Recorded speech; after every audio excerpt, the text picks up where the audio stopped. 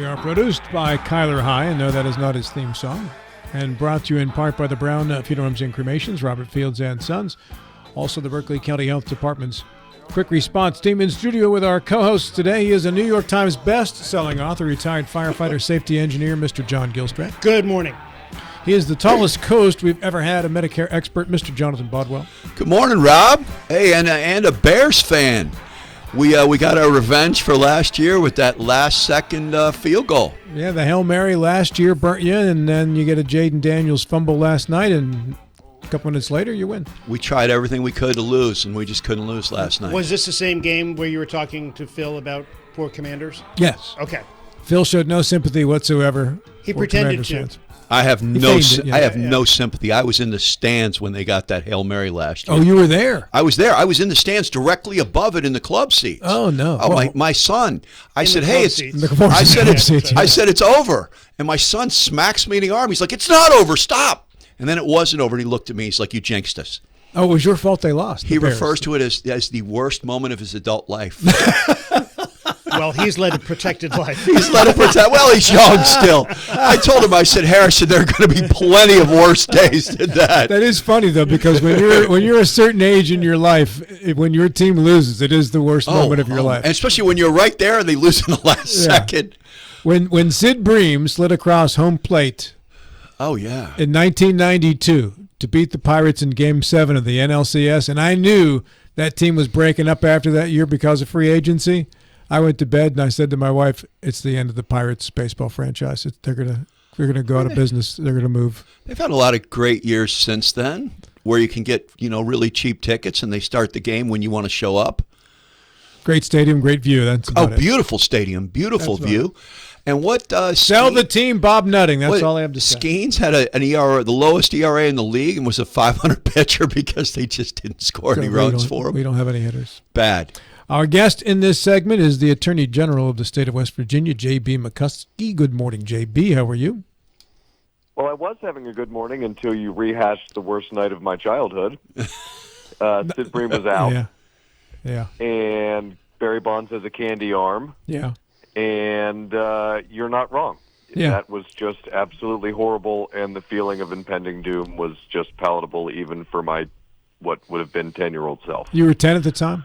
Yeah. I was 29. And so my entire birthday present was World Series tickets, which are non-refundable. And the 2 years prior to that, I'd gotten World Series tickets for my birthday. So for 3 straight years, I got World Series tickets I couldn't use for my birthday.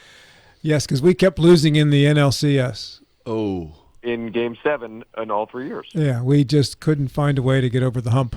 Jim Leland. Who got the hit for the Braves? Do you remember the guy's name? Yeah, Francisco Cabrera. That is correct. Wow, that is who the pitcher for the Pirates was? Yes, it was. His name is Sidearm pitcher. Yeah, because I knew when he was in, I didn't like him as the pitcher, but what was his name? Stan Belinda. Stan Belinda, yes. Oh. Now, the whole inning went to crap because Jose Lind, who was a Gold Glove second baseman, booted a double play ball. Kicked it. He was a Gold Glove second baseman, and to the day my mother died, she believed he was paid off. She might have been right. Who knows? This seems to have really shaped your childhood. This was an indelible moment. It was for me, and I was 29. Oh, yeah. And for the last 30 some odd years, I've been listening to or watching about 100 Pirates games a year, and just perpetually making myself miserable. But I will say, when we won the wild card game against the Reds, it was truly one of the great nights of my life. It was the best live sporting event I've ever seen. That was amazing. Truly unbelievable. It was Danny amazing. in Seattle, you're next on Sports Call. Kenny Beatrice, baby. Yeah, that's right. And are the boys wearing yellow breeches in the game this weekend, right? Yes, sir. Yes, sir. Hey, when I hear sidearm, and Pirates, I think of Kent TeCulvey. He was great. Bruce Keeson was sidearm. TeCulvey was like submarine. Yeah, he was almost under. He was like the rubber man. I mean, the way his arm moved. They would play Rubber Band Man. And they were. when he came into the game. When I was a child, they were great. I mean, I remember We Are Family in '79. Who's the guy with the huge mustache? The sidearm pitcher. Oh, Raleigh Fingers. Raleigh Fingers. Yeah. He was great. There was a guy in my church that had one of those for the longest time. I haven't seen him in a while. I hope nothing happened to him. But he had the most insane mustache. it was, but you're talking 1880s root beer float kind of thing. I love that. Right? It was good stuff. JB, I'm sure we didn't call to talk baseball and mustaches. I'm happy to talk about all of the above.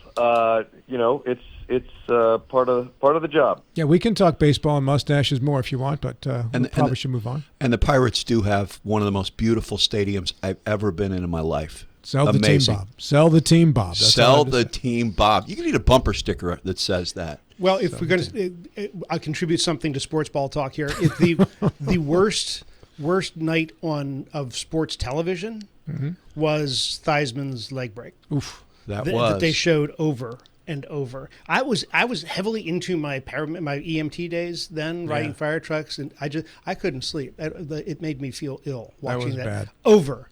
I'm actually really good friends with Joe Theismann's son. We used to hang out together. I was at his wedding, a guy named Patrick Theismann, and I got to hang out with Joe at Patrick's wedding for a while. And strangely enough, the broken leg did not get brought up. How about that? But I will tell you one funny pirate story. So sure. I was sitting next to Steve Blass at a dinner. Steve Blass being one of the great color men of all time, and one of the best pitchers ever too. And I always ask whenever I meet athletes, I ask them what's the craziest thing they've ever seen in sports. And Steve was well lubricated, as he tends to be. Yes. And Steve looks me dead in the eye and he goes, I pitched a complete game shutout to win a World Series Game 7. That's the most amazing thing I've ever seen in sports. And he's the only person to this day that ever said something that he did.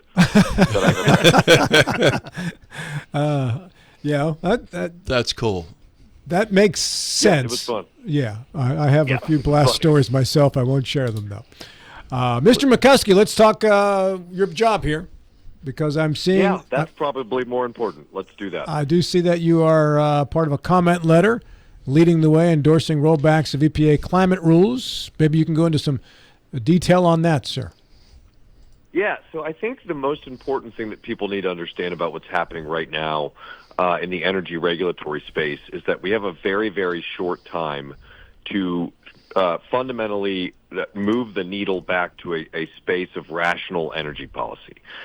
You never know who the next president is going to be, but right now we have a president who is committed to putting the EPA, the Department of Energy, and the Department of Interior on a footing and with a mission that is to develop our minerals in an efficient way in order to rebuild our energy infrastructure grid, which has been sort of decimated by decades of irrational policy, and now puts us behind the eight ball in a world where we have to produce twice as much, if not 3 times as much electricity as we do right now over the next 15 to 25 years.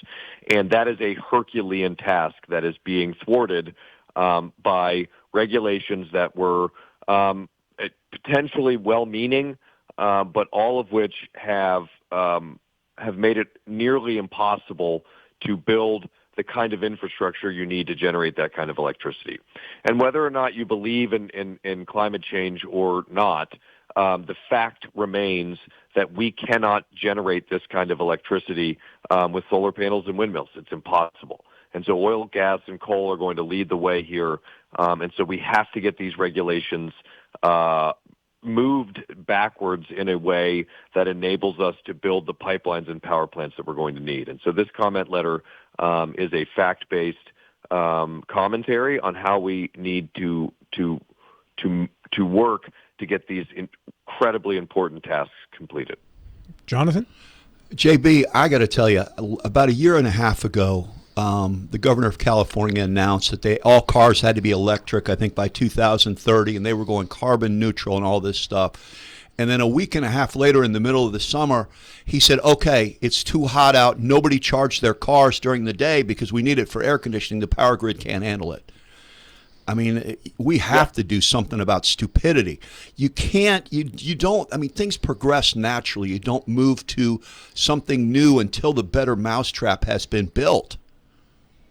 Yeah, that's correct. And I think one of the really interesting things about and I use the word irrational because it's the only way that it's the best word to describe what we were doing, is true technological innovation in this country has always come about in periods when we have really, really abundant and very inexpensive electricity.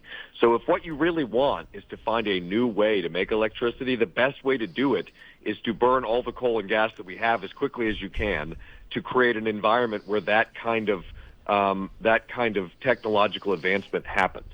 And so what you're saying is 100% right. You cannot put the cart before the horse. And right now, what we need is electricity for data centers, and we need electricity for AI, and we need electricity for the increasing demands that the American people in their homes are using them.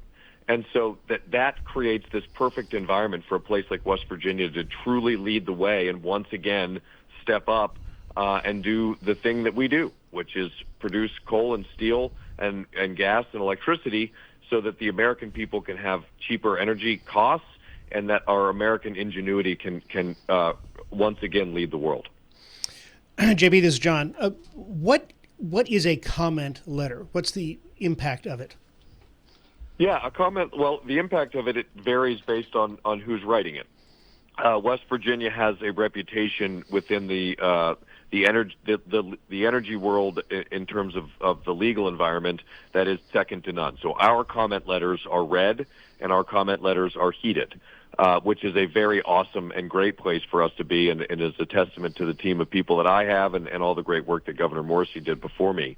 But a comment letter is a way for agencies who are going to change their regulations to understand what other people think. And so the fact that our reputation in that world is so strong means that our opinions are more than most going to be looked at, read, and heeded. So is your letter in support of proposed legislation or in opposition to proposed legislation? So it's not legislation. Unfortunately, or regulatory we have action.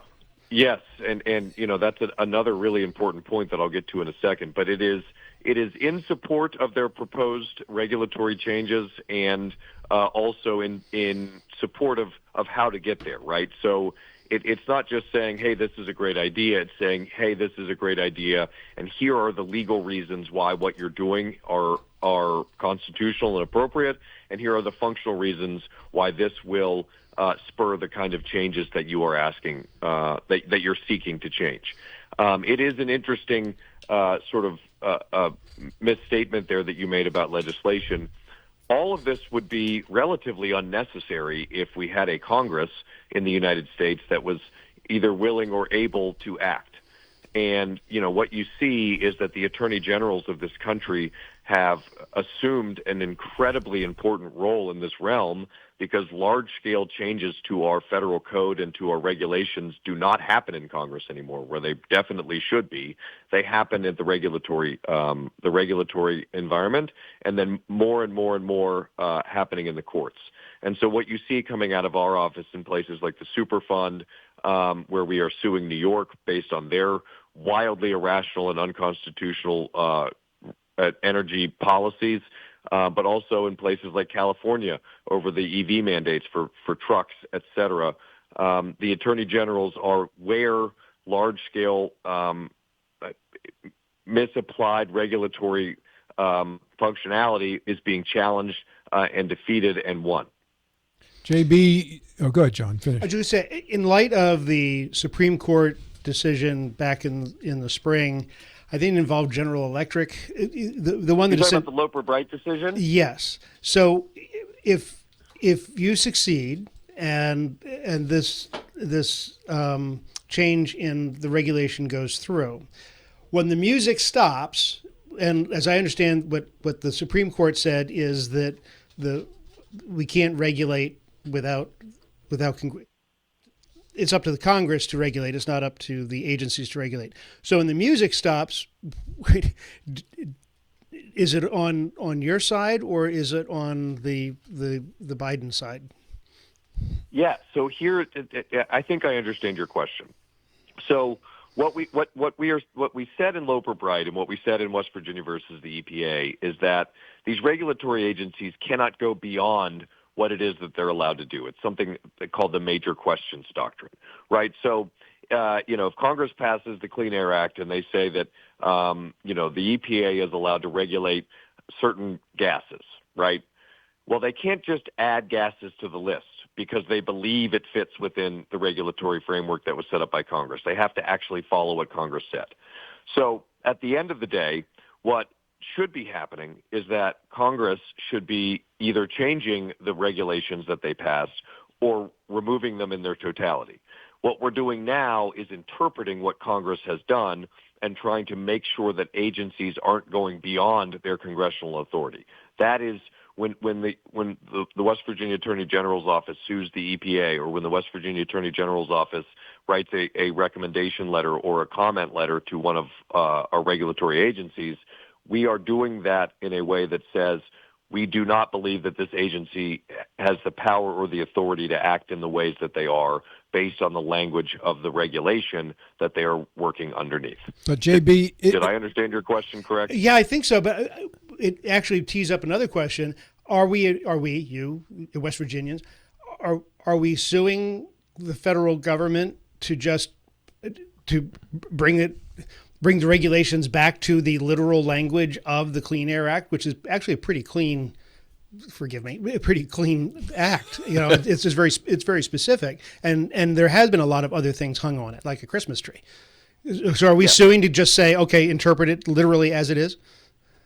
Well, yes. When we have regulatory agencies that are going outside of their bounds, we do sue the administration to do that. In this instance, we are helping the administration who agrees with us and is trying to take their own regulatory agencies back to where they're supposed to be. And so that would be the difference between essentially a comment letter where the agency asks for our help in actually restraining itself, and when you have very sort of rogue, power-hungry agencies under different administrations, we are seeking to thwart their movement away from what they're allowed to be doing. But JB, isn't all this confusion caused by your profession, which writes laws intentionally ambiguous so that they can be interpreted by other attorneys to keep them employed? Wow. That's a loaded question. And I'm going to start with the idea that I don't believe you have to be a lawyer to write a law. And so it's very possible that this is all being caused because lawyers didn't write them. I don't know who wrote them. Wow. Lawyers consult on, I think, every piece of legislation from as I understand it. They probably should. But the answer to your question is that, let me give you a personal example. So my solicitor is a guy named Michael Williams. And Michael is one of the most respected constitutional lawyers in the country. And Michael is fantastic at what he does because everything he writes is you can read, whether you're a lawyer or a non-lawyer, understand what he's saying. He uses plain language hold on, my dog's going crazy here. Amazon package uses coming in, plain language JB. that anyone can understand. Yep, there's a bunch of deer out in my yard. Yeah. Yep. He uses incredibly plain language that is understandable at the time it's written. It's understandable 10 years after it's written, and anyone can figure it out. What you see coming out of Congress is frequently people write things to sort of preemptively solve problems, and that is when things get very, very long, when the language gets very flighty, and when things become ununderstandable in a different time frame from when they were written. And so I think, do they write it in order to give themselves more work later? We can talk about that some other time. But are many of these regulations written poorly? In my opinion, the answer is yes. It's all about those billable hours, baby. Hey, before we run out of time, I want to get another issue in here, too, which is the $635 million investment in America's coal industry. Obviously, that's a very important piece of news in West Virginia, especially the southern end of the state. And you published a letter of approval regarding that as well. Are there other details to that you wanted to comment on, JB? Well, I think it isn't just important to the southern part of the state. When you look at how our severance tax works, when you look at the production of oil and gas and coal here in West Virginia, when those industries are strong, it really makes the entire state strong. Just as the Procter & Gamble plant in the Eastern Panhandle does so much to help everyone in southern West Virginia, all the things that they're doing seek to help the people in the Eastern Panhandle as well. So I think it's really one ecosystem. But I think that the thing that needs to be noted here is that we are coming off of again, decades of subsidizing irrational energy production. And so when people say, well, coal and gas are more expensive than the green sort of energy production models, they're always forgetting the fact that those are only even viable at all because of billions and billions and billions of dollars of government subsidies. And so this is, I think, a way to sort of try to even the playing field back a little bit, to try to put what are noticeably less expensive fuels back on at least an even footing with energy production models that are incapable of meeting the needs of consumers. So what this is saying to me is that this administration understands the real economy behind energy production and is putting their money where their mouth is. JB, do you think that during this administration, with the comment letter and everything this administration wants to do you think we'll be able to greatly ramp up quickly coal, natural gas, and everything in West Virginia and really get things going again for a while? We better, because the future of our national security and the future of our economy depends on us reestablishing ourselves as the world's leader in energy production and in data and AI. If we don't get this right, we're going to be looking back at these 4 years, and the people who are trying to stop this administration from doing it, and we're going to rue that day. And the answer to your question is yes. I think every single time America has been presented with a tremendous challenge, it's been met with ingenuity, and it's been met with patriotism, and I think the people and the men and women of our gas and coal industries see that and are more than willing to put in the work to make sure that America has everything it needs to be successful. I think the point that gets missed a lot in all of this is that the air in America is cleaner than pretty much any of the other industrial countries in the world, certainly cleaner than China, certainly cleaner than India, Pakistan. The African continent is just now getting into, in large measure, just now getting to the point that it's getting electricity. It's got to have, it's got to create, to get into the 20th century, let alone the 21st century. That's going to require coal. It's going to require fossil fuels. And I think the standard ought to be, when we go to the Paris Accords and all of these, the standard ought to be when y'all, all y'all other countries, when you get your air as clean as the air is in the United States, when you get your regulations to the point where they are in the United States, now we'll talk about improvement. Yeah.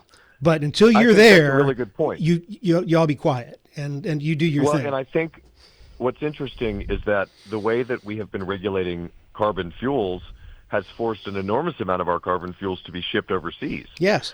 And so if you're an environmentalist, it is important to remember that we share an ozone with the rest of the world.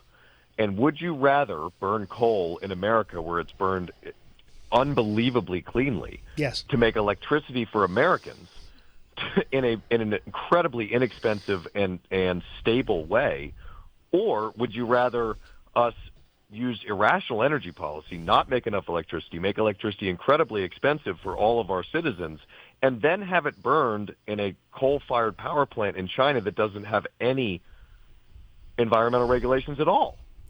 You sound like you just stated the Democratic Party's platform. I mean, it's unbelievable. Yes. I mean, we share an ozone. Do they not understand? I mean, and I'm very middle of the road politically. I like to think of myself. Okay, I'm not middle of the road, but I don't understand when you say we share an ozone. Why do they not understand that? JB, I'm just about out of time. I've got 20 seconds left. So the final thoughts are yours. I cannot tell you why they don't understand that. I wish that I could. Final thought. We have a Supreme Court argument coming up in January on the Save Women's Sports Act. So we will be arguing in front of the United States Supreme Court in what is a really issue of first impression and is a very, very big deal for our country. I just want to say that my team is absolutely working their rear ends off to make sure that this law gets defended. And I'm just super thankful for the lawyers that I have. On that and the note, people in my office. I got to cut you off because I am out of time. Have a great day, sir. Good luck with that. Talk to y'all soon. Very this is important. Talk Radio WRR Martinsburg. If you or someone you know suffers from the disease of addiction,